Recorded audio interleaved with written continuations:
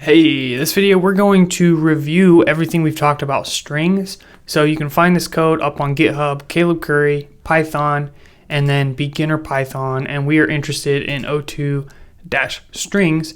And we're just going to go through all these different examples. Shouldn't take too long because a lot of it's just illustrating what we've already learned. And pretty much you should have a pretty decent understanding of all of this stuff before we move on to the next section. You don't have to have everything 100% perfect because, we're going to be using these throughout. However, it is a good idea to understand the majority of what's going on. So I'm going to zoom out. So hopefully it's not too small for you guys, but I just want to make sure we can see enough at a time. So I'm going to run this and we'll just go through the code and see what output we get and so forth. Do you need help advancing your coding skills? Check out my new program, Code Breakthrough. Code Breakthrough offers hands-on learning with Python and data structures, algorithms, and interview challenges. With a supportive community and regular new content, Code Breakthrough will help you get hired or advance your career. For a limited time launch special, use the link in the description to get 20% off your subscription. See you there! Alright, so the very first thing is how to create a string. It's very simple. You just use double quotes or single quotes, and we can assign it to a variable. We also talked about escape characters, and a really good example of this is the new line. If you want to print a new line, you would use a \n. If you want to actually print the characters \n, then you would need to use an additional \/ before the first \/ here. And an example of using escape characters is this Caleb here, where I put tabs between each of the characters and ended with a new line, which is how we get this output here. We have that new line after it as well. You can also use single quotes as shown in this example here. Only difference being is that single quotes are easy to put within double quotes and double quotes are easy to put in single quotes. So whatever you're working with more, if you have a bunch of double quotes, then you might want to use single quotes. So the next thing I want to show you guys is that you can print multiple things by passing them in as separate arguments. So in this situation, we printed two strings, Caleb and subscriber, which come from right here. Now here's some examples of single quotes versus double quotes. She said hi. Well, we have two double quotes there, so we decided to use single quotes just to save ourselves some time. However, if you wanted to use double quotes, you would just need to escape those double quotes. Same thing for single quotes. If you're saying I'm learning, you would need to escape the single quote, although within double quotes, you're totally fine to use it. So that's what all of these outputs are here. And then there's some other escape sequences in this link here you can use. I think that actually we should probably be using Python 3.0. It seems that the information there is relevant. However, we are using Python 3, so just make sure you got the most up-to-date info. Now, again, here's an example. If you want to print the \, you have to put 2. So that prints one \/ in the terminal. And actually, we haven't talked about this. This is an example of a raw string. And if you prefix with an R, we can put anything in here and it works fine. So for example, the \t is fine. We can do pretty much anything we want.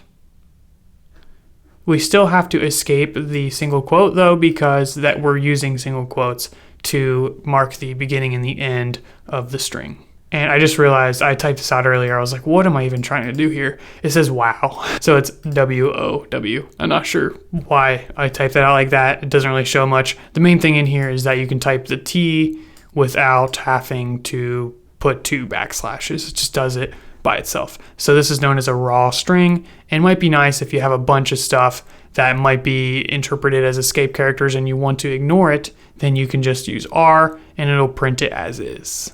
Next up, I talked about concatenation. You use a plus to concatenate. So with numbers, it'll add, but with strings, it concatenates. Here's a simple example where it says Caleb plus subscriber. You can also use comma separated values in print as we showed earlier. So me, comma, the plus character, comma, you.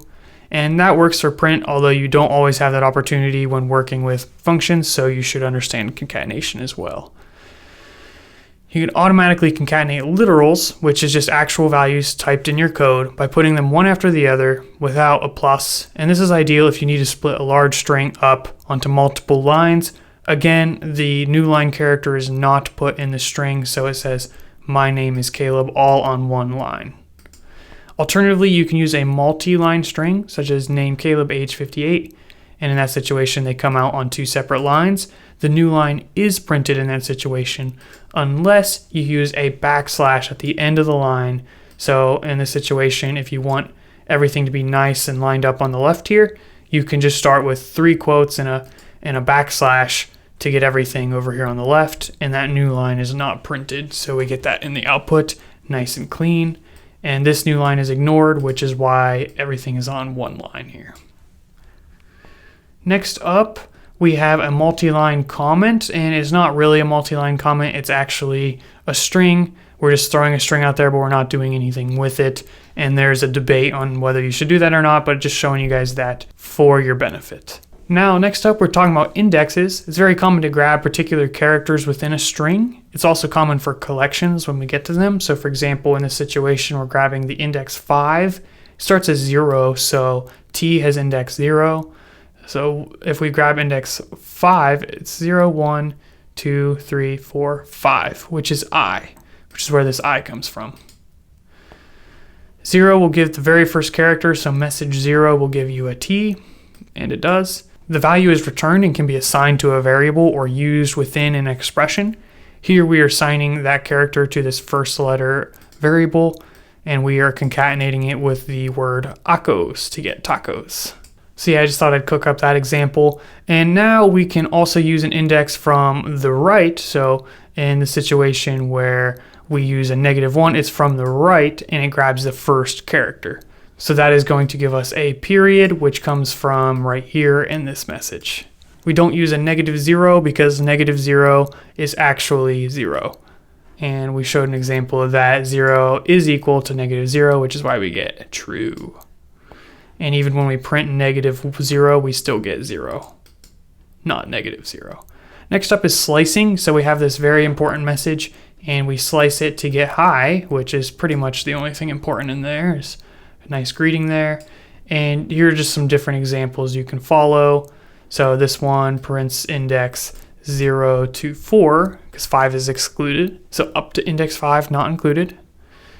This one starts at index 1 to the end. You can also use negatives. Here's how you get the last 8 characters.